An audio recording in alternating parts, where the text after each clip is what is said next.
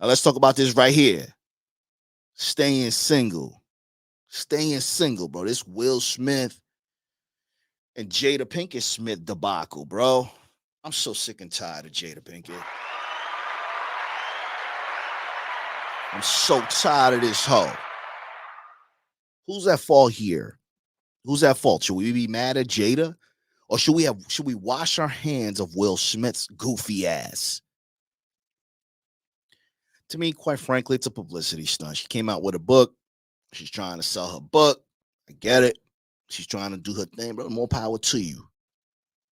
But as a consumer, as a subscriber, as a fan, I guess, if you will, the things that we do, the emotional roller coasters, the things that we decide to tune into really makes me feel like a jackass.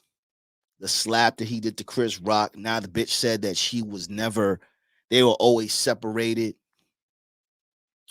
Jada Pinkett also said that she was actually shocked when Will called her wife because he hasn't said it in a really long time. All for a woman. And then she had a book tour, and then Will Smith decided to show up and support her no matter what. Now, if you have kids and you inseminated a woman and she birthed your kids, I guess there's a certain level of respect for a woman who birthed your kids. I can respect that. But does the woman respect herself? Was it an oops, baby? Did you deliberately try to inseminate this woman because maybe she got good genes, she's got good education, she's somebody that you would trust to watch your kids while you outside? Will Smith decided to tarnish his career, and I don't know if it's real or not. Let's roll the tape, man. Look what Jada said. Look at this. Watch this. Watch this, bro. Decided that you were going to live completely separate lives. Yes. It was not a divorce on paper, right, but it was a divorce. So from the year 2016, which is 7 years ago now, yes, y'all have been apart. Yeah. But in public, the couple, who married in 1997, denied the gossip about their marriage. This interview on Bravo's Watch What Happens Live with Andy Cohen was taped a year after Will and Jada separated. So how long have you guys been together? 23 years. Wow. That's amazing. How do you keep it hot? How do I keep it hot? Maybe I don't know. I mean, I'm baffled, really. Yeah, right. Over the next several years, Jada and Will kept up the appearance of a committed married couple. They even faced a scandal when Jada had what she called an entanglement with a family friend. Neither let the public know they had already split. So I guess my question is, I feel like you're a straight talker. I am. Except you're not sometimes. Yeah. So why do that? Like, what was the reason? I think just not being ready yet. Still trying to figure out between the two of us, yeah, how to be in partnership, right? And in regards to how do we present that to people? 2016.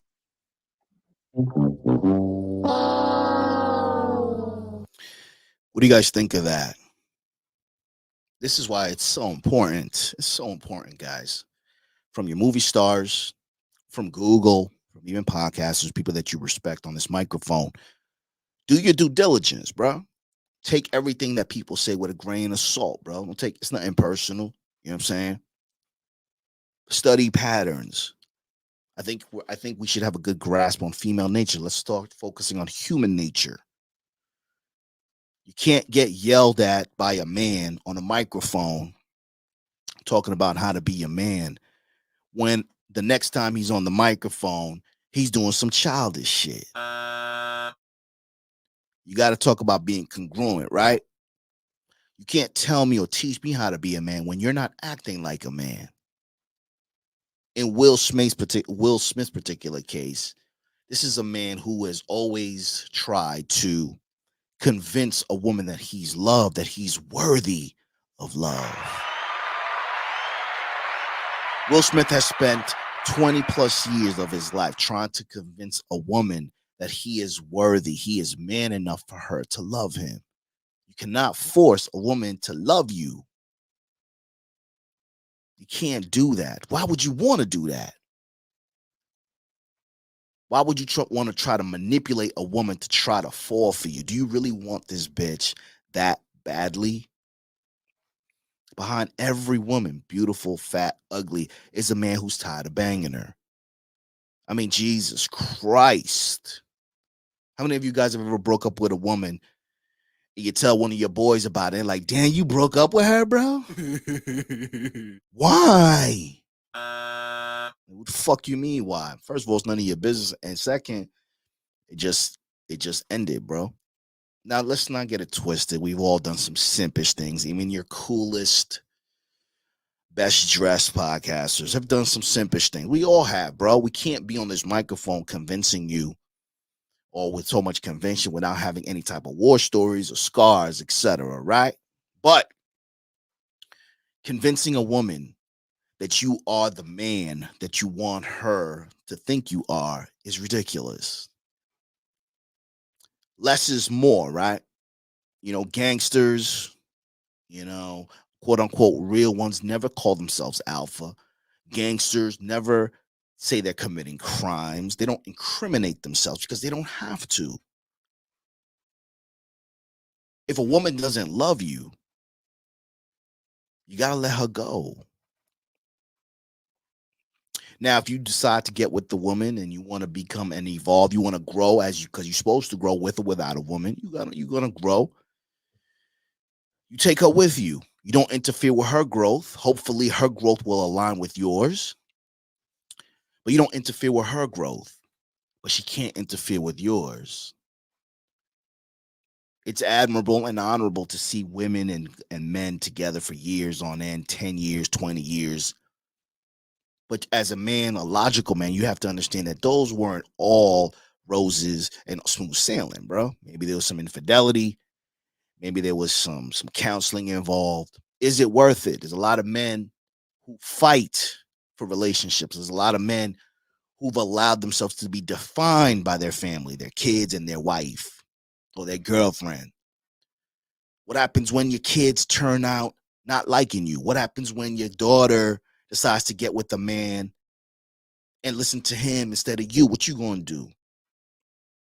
Your wife ain't treating you right. You still trying to convince you that, man, she's not with you. She doesn't want to be with you.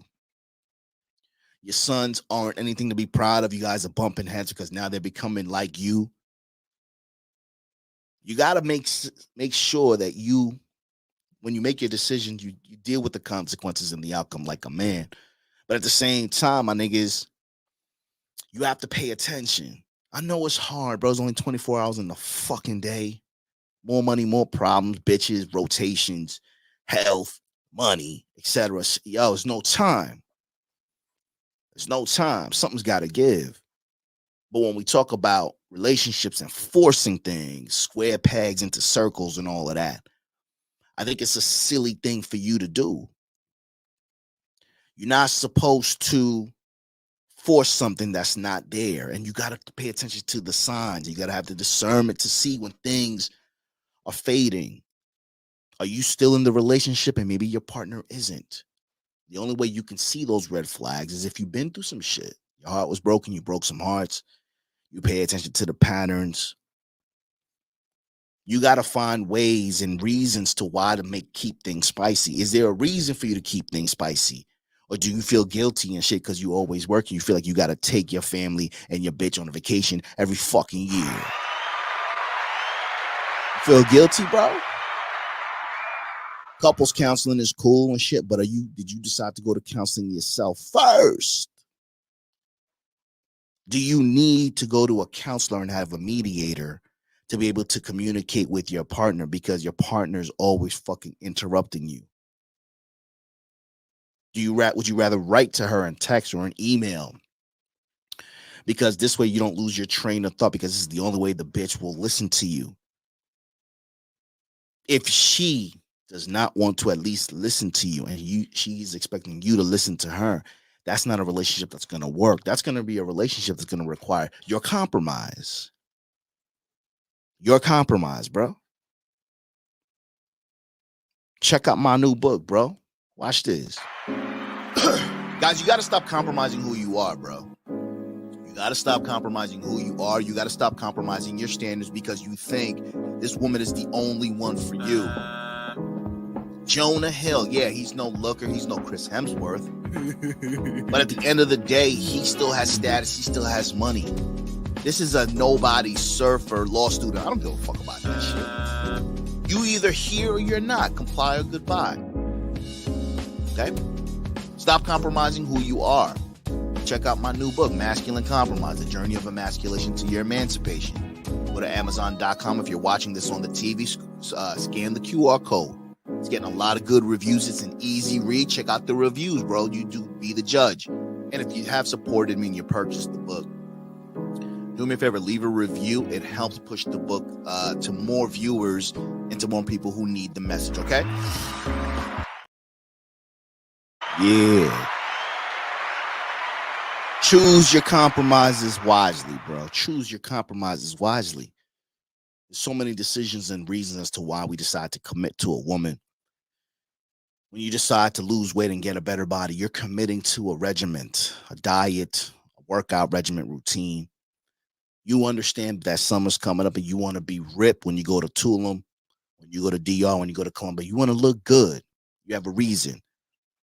So when you decide to deal with a woman, you can't commit to a woman because she's got good pussy. You can't commit to a woman solely because she's pretty. You can't even commit to a woman solely because she has a pleasant disposition, bro. You have to find a little bit of everything, and you have to understand why you want to be with her. Compromising is part of life, but you have to make sure that your compromises are either reciprocated or you're choosing your compromises wisely.